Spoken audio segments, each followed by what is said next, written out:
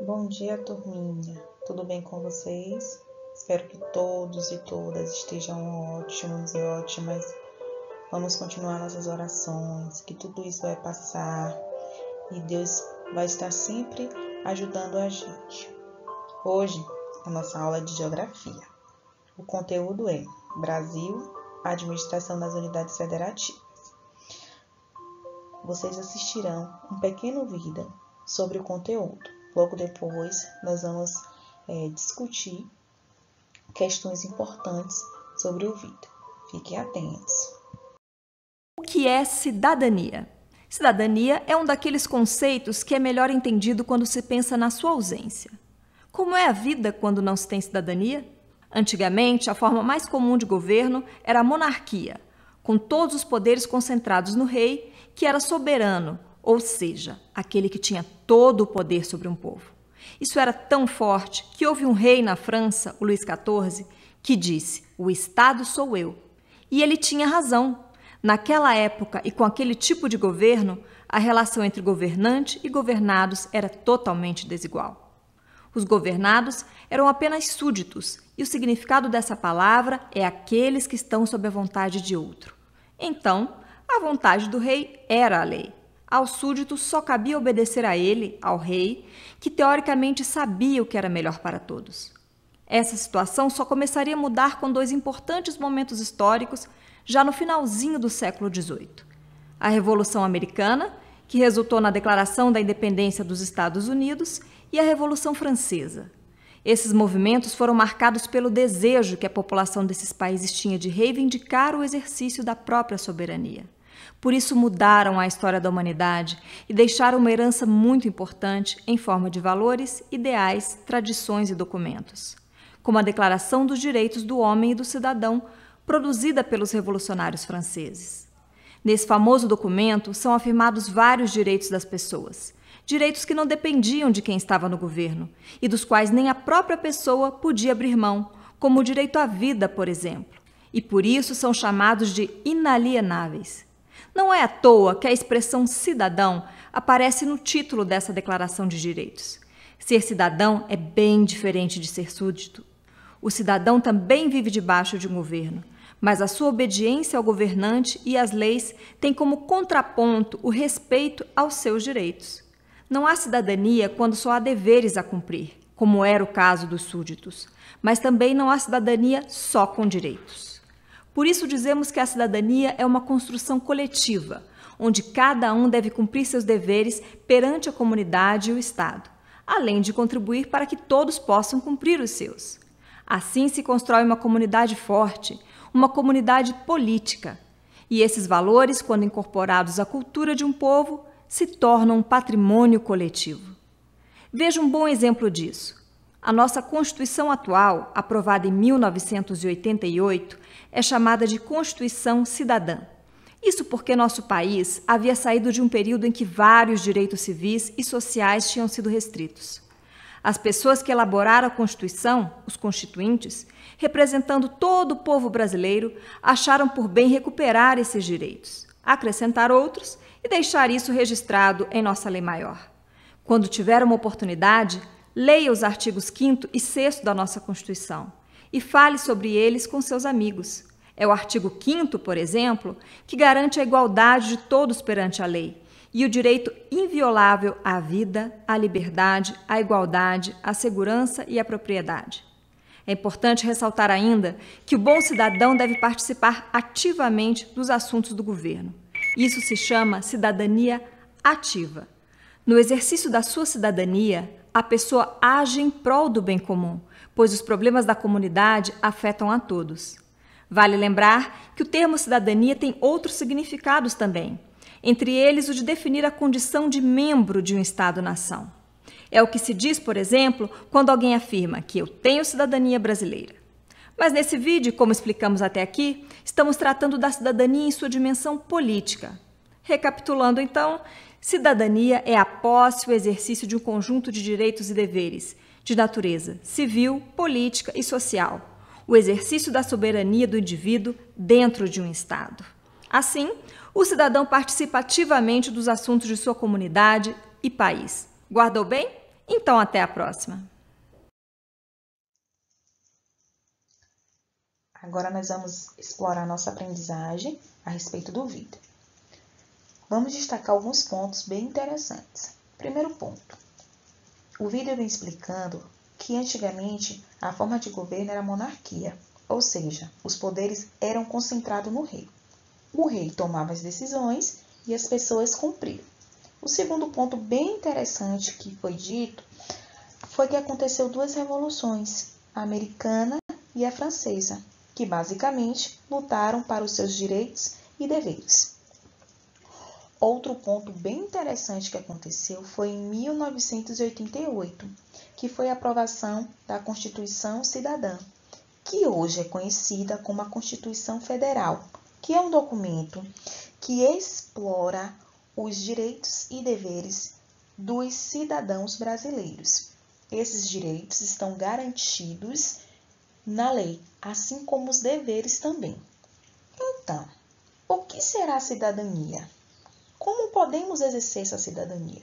Então, a cidadania é a construção coletiva na qual exercemos os direitos e os deveres. E como acontece essa cidadania? Por exemplo, os pais de vocês, pessoas com maiores idades. O que é que eles fazem de 4 em 4 anos?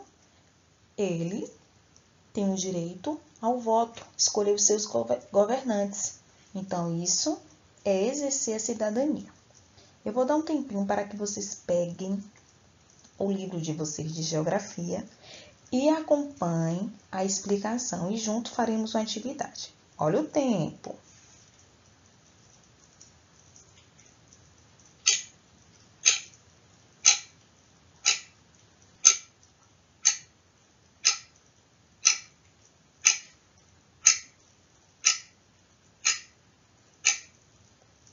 Prontinho.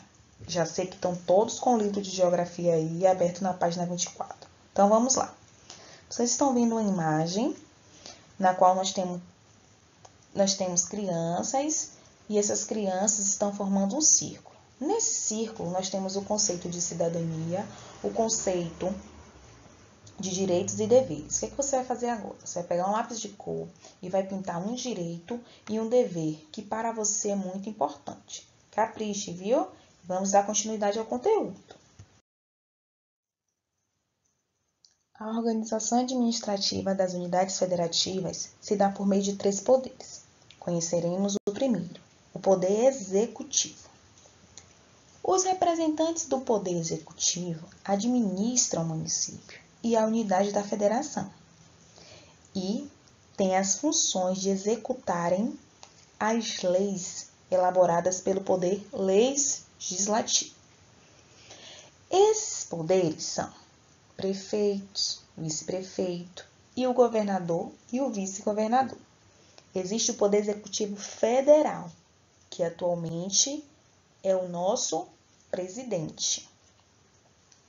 Ao lado eu coloquei imagens que representam esses poderes. Temos Rui Costa, governador da Bahia, Moema Gramacho, prefeita do município de Lauro de Freitas, Antônio Carlos Peixoto de Magalhães Neto, prefeito de Salvador, e Jair Bolsonaro, o atual presidente da República. O segundo poder é o poder legislativo. É responsável pela elaboração de leis que atendem às necessidades e aos interesses da sociedade. Esses poderes são vereadores, deputados estaduais. Existe o Poder Executivo Federal, que são os deputados federais e senadores. Ao lado eu coloquei uma imagem que representa os vereadores daqui do município de Lauro de Freitas. O terceiro poder é o Poder Judiciário. É exercido por juízes, que não são eleitos, mas admitidos por concurso público ou por nomeação do Poder Executivo. O Supremo Tribunal Federal é o maior órgão do Poder Judiciário brasileiro. A função do juiz é que as leis sejam garantidas, sejam cumpridas. Elaborei um esquema para que vocês possam compreender sobre o que acabamos de estudar. Temos unidades político-administrativas, as unidades federativas e municípios.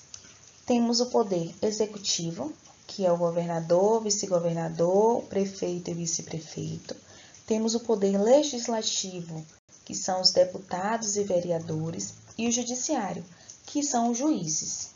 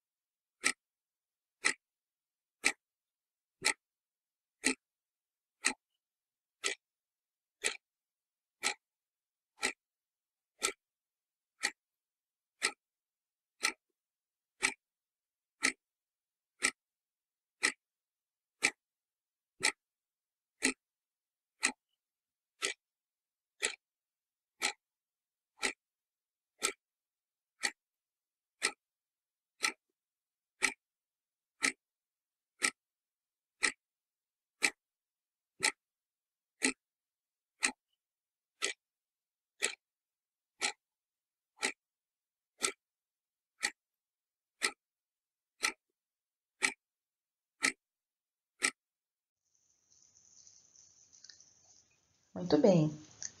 Agora vocês irão pegar o módulo de geografia e irão responder juntamente comigo as páginas 28, 29, 31 e 30. Para quem já fez, vai acompanhar a revisão e acompanhar as atividades. Caso tenha alguma resposta incorreta, você vai apagar e refazer. Vamos? Fiquem tranquilos, estou esperando vocês pegar lápis e borracha. Fiquem atentos. Vamos lá. Questão 1. Leia a frase a seguir. A cidadania é a garantia a todos os cidadãos de direitos e deveres para uma vida digna e uma convivência social aceitável. Agora, complete os quadros com exemplos de direitos e deveres dos cidadãos. Eu coloquei ao lado aí de vermelho alguns exemplos. Moradia, saúde, educação, segurança, ao lazer, ao trabalho e a eleger os representantes por meio do voto. Os deveres. O dever de respeitar o próximo, cuidar do patrimônio público, das praças, dos parques, colaborar com as autoridades e cumprir as leis, entre outros. Questão 2. Associe corretamente. A. Poder executivo. B. Poder legislativo. C. Poder judiciário. D. Supremo Tribunal Federal. Primeiro quadradinho. Sua responsabilidade é garantir o cumprimento das leis e os direitos da população. Lembra? Quem é que garante o cumprimento das leis? São os juízes. Então, o primeiro quadradinho é letra C. Segundo quadradinho. É responsável pela administração da unidade política administrativa e pela execução das leis elaborada pelo Poder Legislativo. Lembra? Prefeito, vice-prefeito, governador, vice-governador. Então, é a letra A. Terceiro quadradinho. É o maior órgão do Poder Judiciário brasileiro. É o Supremo Tribunal Federal. Então, o terceiro quadradinho é a letra D. Último quadradinho. É responsável pela elaboração de leis que atendem às necessidades e aos interesses da sociedade. É a letra B. Lembra dos vereadores? São eles. Questão 3. Observe o esquema a seguir. Primeiro, vocês vão observar o esquema para depois responder as assertivas corretas. Vamos lá. Letra A. A organização administrativa dos estados se dá por meio de 3 poderes: o legislativo, o executivo e o judiciário. Correto. Letra B. Os representantes das assembleias legislativas são os deputados estaduais. Correto. Letra C. O poder executivo estadual é exercido pelo prefeito e o vice-prefeito. Incorreto. O poder executivo estadual é o governador. Letra D. O poder judiciário estadual é exercido pelos juízes estaduais. Sim, está correto. Página 31. Complete os esquemas a seguir com base nos estudos do capítulo. Então, nós vamos responder essas propostas com base no nosso país, o Brasil. Primeiro, localização no mundo. O Brasil está localizado na América do Sul. Países que fazem limites: Guiana Francesa, Suriname, Guiana, Venezuela, Colômbia, Peru, Bolívia, Paraguai, Argentina e Uruguai. Países que não fazem limite conosco: Chile e Equador. Os limites indicam onde termina o território de um país e começa o outro. Exemplos de limites naturais são tudo aquilo construído por Deus: montanhas, serras, rios, lagos. Exemplos de limites artificiais construídos pelo homem: placas, pontes, viadutos.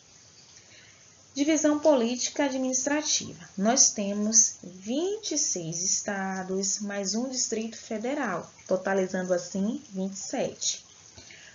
Brasília, a capital do Brasil, está localizado no Distrito Federal.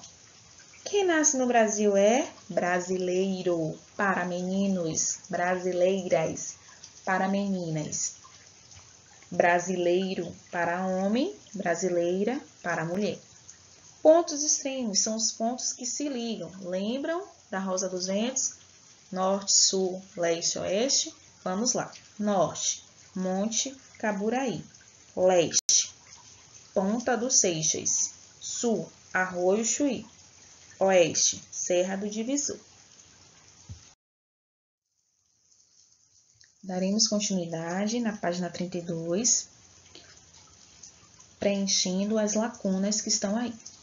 Vamos lá. Unidades federativas. Poder executivo, governador, vice-governador. Poder legislativo, os deputados. Poder judiciário, os juízes. Municípios. Poder executivo, prefeito ou vice-prefeito. Poder legislativo, os vereadores. Os municípios não têm poder judiciário. Os juízes são funcionários designados pelo governo estadual. Vamos lá. O representante do Poder Executivo Federal é o Presidente da República. O Poder Legislativo Federal é exercido pelos deputados federais e senadores. Juntos, eles trabalham no Congresso Nacional, localizado em Brasília. O Poder Judiciário é exercido por juízes, que não são eleitos, mas admitidos por concurso público ou por nomeação do Poder Executivo. Sua responsabilidade é garantir o cumprimento das leis e os direitos da população.